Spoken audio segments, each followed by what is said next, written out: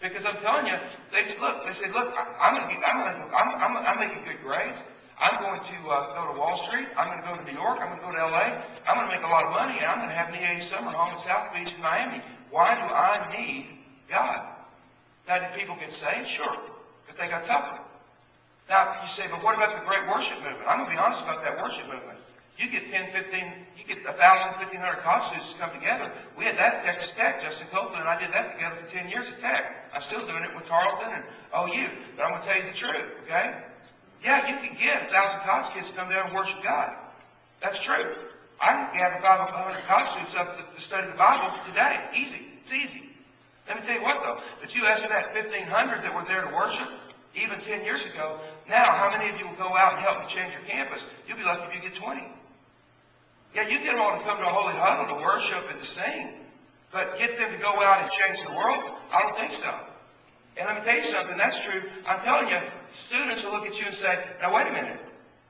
You'd be surprised how many people that gather for worship, if you really pin them down, would say, well, wait a minute, I worship Jesus, but other people worship Jesus in other ways. There's a lot of people out there who follow Jesus who don't think he's the only way. And let me tell you something else. There's a lot of people who say, well, wait a minute. I've had 25 years of the schools telling me that political correctness is that we are the world. And guess what? You know, that would be hate speech for me to go and tell them they're wrong and Jesus is right, wouldn't it? You scratch your head and say, have we gotten that far? Gone? Yeah. And you know what? Other students would come to you and say, well, listen, I do what I do, but I'm just afraid. My church hasn't done much teaching on that. I don't know what to do. You go in any Christian bookstore, and there's 10,000 rows of self-help. You want to get 500 people to come to a conference, do it on Save Your Marriage. Do it on raising kids. Raise it on losing weight Jesus' way.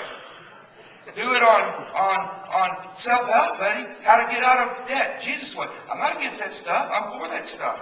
That's all good. But think about it. It's all self-help. Go in any one of these places. But you know what? This is a fantastic crowd because you know what? You can't get very many people who won't come talk about evangelism. Now, if we've done a how to lose weight God's way, we've got to build the building and have the balcony full.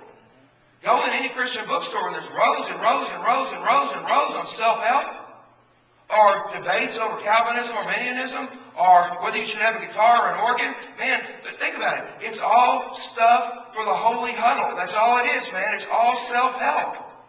Then go and look and ask for that guy to show you the row on evangelism and discipleship. There's probably 15 books over there. You can't make any money selling a book on evangelism or discipleship. But boy, if you write a book on some theological debate, or you write a book on some self-help, man, you can sell 100,000 copies. Because you know what? We are completely self-centered and anal. And you know what? I'm telling you, these kids today, we've had 20 years where evangelism hadn't even been taught.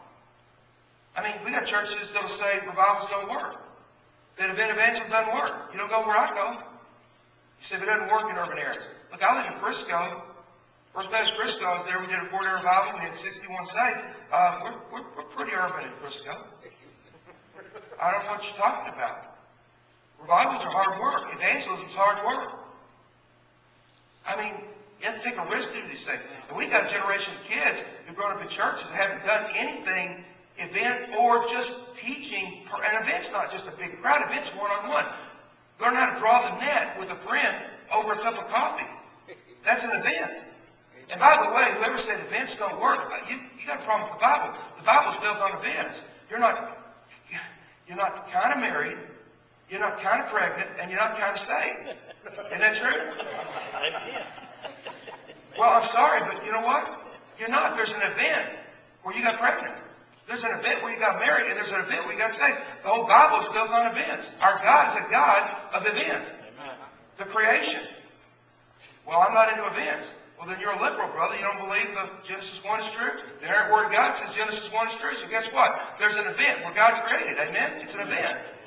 There's an event where Noah's Ark took place. It's not a story. It's an event. There's an event where the covenant was made with Abraham. There's an event where the Passover happened. There's an event where the Red Sea was parted. There's an event where Jesus Christ died. There's an event where Jesus Christ rose. You don't think events are important? Paul said if Jesus didn't